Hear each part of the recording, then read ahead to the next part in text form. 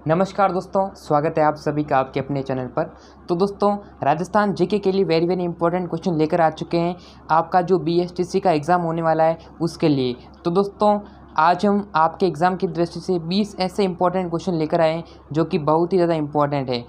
तो दोस्तों, आपको अपना स्कोर शेयर करना है कि आपके यहाँ पर 20 में से कितने प्रश्न जो है सही हो रहे हैं। ठीक है, चलिए यहाँ पर शुरू करते हैं। तो देखिएगा, आगे बढ़ने से पहले मैं आपको बता दूं, अगर आपने अभी तक हमारे चैनल को सब्सक्राइब नहीं कर रखा है तो आप अभी सब्सक्राइब कर लें, नोटिफिकेशन बेल को प्रेस कर लें, जिससे कि आपको बीएसटीसी की ऑनलाइन क्लासेस का जो नोटिफिकेशन है वो आप तक सबसे पहले पहुँच सके। तो यहाँ पर देखिएगा, पहला क्वेश्चन है, निम्न में से प्राचीन भारत का टाटा नगर किसे कहते हैं। दोस्तों, ये क्वेश्चन एग्जाम में काफ़ी बार बना हुआ है कि प्राचीन भारत का टाटा नगर किसे कहा जाता है।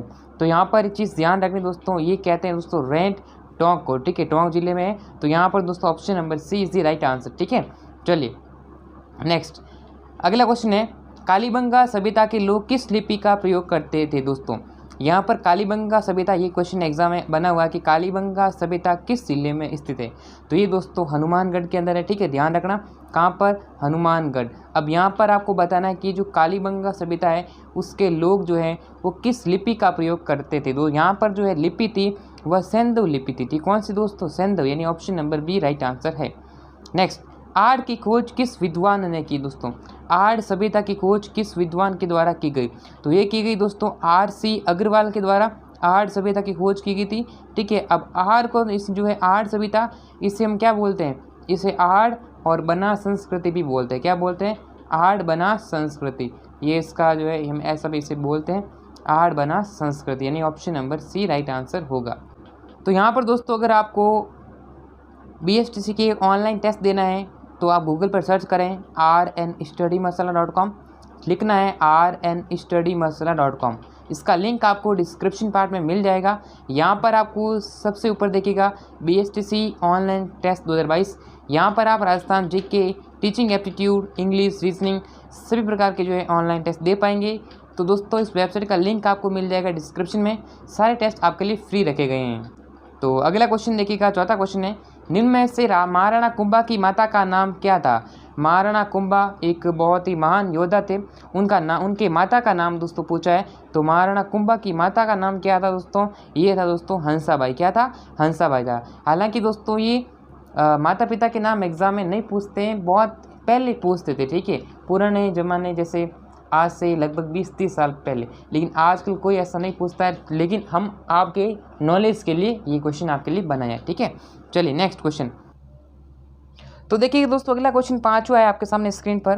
क्वेश्चन है कि निम्न में से राजस्थान का भीष्म किसे कहते हैं। क्वेश्चन बहुत ही ज़्यादा इंपॉर्टेंट है, एग्जाम में काफ़ी बार बना भी है। राजस्थान का भीष्म किसे कहते हैं। तो कुछ विद्यार्थियों का आंसर अलग होगा, कुछ अलग होगा, क्योंकि भाई आंसर विद्यार्थी के अलग अलग हो सकते हैं, उनका मत अलग हो सकता है, क्वेश्चन का पढ़ने का तरीका अलग हो सकता है, उस हिसाब से आंसर मिलेंगे। लेकिन सिमिलरली आपका जो आंसर होने वाला है वो होने वाला ऑप्शन नंबर डी।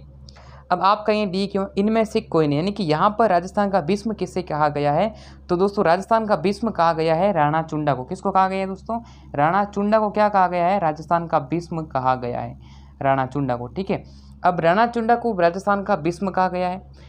ये दोस्तों भीष्म कौन थे, यानी कि राणा चुंडा कौन थे, ये थे दोस्तों इलाका के बड़े पुत्र थे और हंसाबाई के सौतेले पुत्र थे। ठीक है, अब चुंडा ने क्या कर दिया, जो मेवाड़ का जो राज्य था वो हंसाबाई के होने वाले पुत्र को देने के लिए, ठीक है, मेवाड़ का राज्य, और जीवन भर खुद कुंवारा रहने की क्या की थी, एक भीष्म प्रतिज्ञा की थी कि हमें जीवन भर क्या रहना है, कुंवारा रहना है। ये प्रतिज्ञा की थी राणा चुंडा ने, इसलिए इनको राजस्थान का भीष्म कहते हैं। और इनको दोस्तों एक चीज़ और कहते हैं, वह कहते हैं मेवाड़ का भीष्म। क्या कहते हैं, मेवाड़ का भीष्म भी कहते हैं।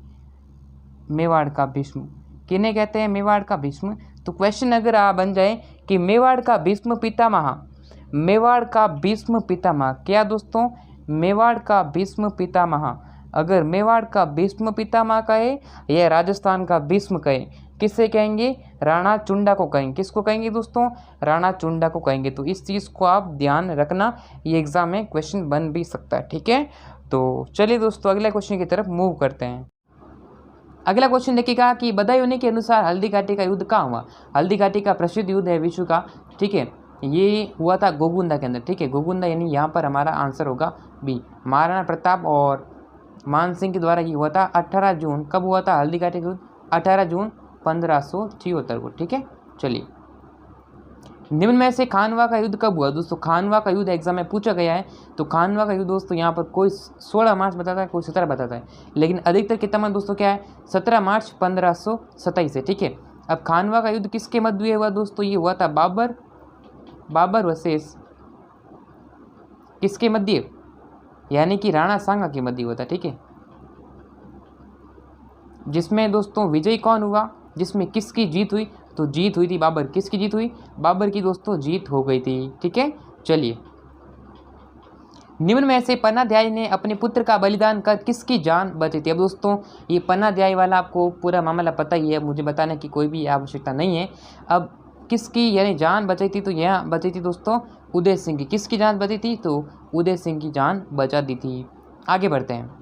राजकुमारी कृष्णा से विवाह के लिए किन किन रियासतों के मध्य हुआ था? ठीक है, राजकुमारी कृष्णा से युद्ध, तो ये दोस्तों ये था जयपुर जोधपुर के मध्य युद्ध हुआ था।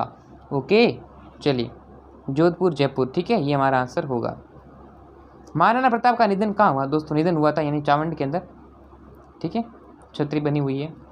निम्न में से मारवाड़ का प्रताप किसे कहते हैं? दोस्तों ये जो है उपनाम है, ठीक है। मारवाड़ का प्रताप उपनाम भी क्वेश्चन बनते हैं, तो मारवाड़ का प्रताप दोस्तों कहते हैं राव चंद्रसेन को। नेक्स्ट, कीर्ति स्तंभ की निर्माण योजना सूत्रधार क्या था? कीर्ति स्तंभ का जो निर्माण मेन था, तो मेन दोस्तों क्या था? जेता होगा, ठीक है। निम्न में से राजसमंद झील का निर्माण राजसमंद झील का जो निर्माता है वो कौन सा शासक था? यानी कि राजसमंद झील ये राजसमंद के अंदर है, तो यहाँ पर हमें पूछा है कि राजसमंद जो झील है उसका निर्माण करता दोस्तों राजा राज सिंह। जोधाबाई का वास्तविक नाम क्या था? दोस्तों जोधाबाई का वास्तविक यानी इनका जो रियल नेम है वह क्या था? तो वह था दोस्तों हरकाबाई। क्या था? हरकाबाई। निम्न में से किस किले पर सर्वाधिक आक्रमण हुए थे? यानी कि सबसे अधिक आक्रमण कौन से किले पर किए गए थे? तो यहाँ पर देखो ऑप्शंस अवेलेबल है, आपको आंसर करेक्ट बताना है। तो यहाँ पर देखो मेहरानगढ़, ये जो है सबसे किस किले पर सबसे अधिक बार जो आक्रमण हुए थे वह हुए थे दोस्तों यहाँ पर कौन से किले पर? तारागढ़ किले पर। कौन से किले पर? तारागढ़। तारागढ़ किला कहाँ पर है दोस्तों? ये अजमेर के अंदर है। कहाँ पर? अजमेर के अंदर। मेहरानगढ़ किला तो ये कहाँ पर है? ये अपना जोधपुर के अंदर, ठीक है। सज्जनगढ़ की बात करें तो ये कहाँ पर है? ये अपना उदयपुर के अंदर। एंड गागरोन का पता ही दोस्तों, गागरोन किला कहाँ पर है? झालावाड़ के अंदर। ये क्वेश्चन एग्जाम में डायरेक्टली बन सकते हैं कि गागरोन किला किस जिले में है ना, तो ये क्वेश्चन एग्जाम में बन सकता है। और मेहरानगढ़ दोस्तों ये किला जो है कौन सी पहाड़ी पर बना हुआ है? तो मैंने ऑलरेडी बताया है, ये बना है अपना चिड़िया टुक पहाड़ी पर। कौन सी पहाड़ी पर? चिड़िया टुक पहाड़ी है, उस पर जो है मेहरानगढ़ किला स्थित है। ये क्वेश्चन एग्जाम बना था कि चिड़िया टुक पहाड़ी पर निम्न में से कौन सा जिला जो है स्थित है, तो यहाँ पर एग्जाम में पूछा था ये मेहरानगढ़ किला, ठीक है। चलिए इस चीज़ का ध्यान रखना, स्क्रीनशॉट ले सकते हैं। चलिए, गोरा व बादल वीर राजपूत योद्धाओं का संबंध किससे है दोस्तों? गोरा बादल आपको पता ही है, गोरा बादल हो गए, जैता और कुंपा हो गए, ये जो है बड़े महान योद्धा थे। तो इनका जो संबंध है वह किस जिले से या फिर कहाँ से संबंध है? तो ये संबंध इनका है चित्तौड़ से। कहाँ से, किससे है? चित्तौड़ से है दोस्तों, ठीक है, चित्तौड़। ओके, वृहत राजस्थान का प्रधानमंत्री कौन था? वृहत राजस्थान का प्रधानमंत्री पूछा है, तो ये जो है राजस्थान का जब एकीकरण हुआ था ना, क्या होता है? एकीकरण। राजस्थान का जो एकीकरण हुआ था उसमें ये एग्जाम में क्वेश्चन बना था, तो वृहत राजस्थान का जो है प्रधानमंत्री पूछा, तो ये दोस्तों कौन थे? हीरालाल शास्त्री हो जाएंगे, ठीक है। चलिए, श्री गोकुल भाई भट्ट किस प्रजामंडल से संबंधित थे? गोकुल भाई भट्ट किस प्रजामंडल आंदोलन से संबंधित थे? तो ये हमने सिरोही प्रजामंडल, ये आपको याद करना है। क्या करना है? याद करना है। याद क्या करना है? इन सभी के डेट याद करने। डेट मतलब इनका सन याद करना, एग्जाम पूछेगा। हालांकि मैं एक अलग से वीडियो बना के लेकर आऊँगा प्रजामंडल आंदोलन, उस प्रजामंडल आंदोलन के अंतर्गत आपको सारे जो है चीज़ें आप क्लियर करवाई जाएगी, ठीक है। तो आप कमेंट करना कि वीडियो आपको चाहिए नहीं चाहिए, ठीक है। कमेंट करें कि प्रजामंडल आंदोलन पर आपको वीडियो चाहिए, तो नीचे कमेंट करें यस, ठीक है।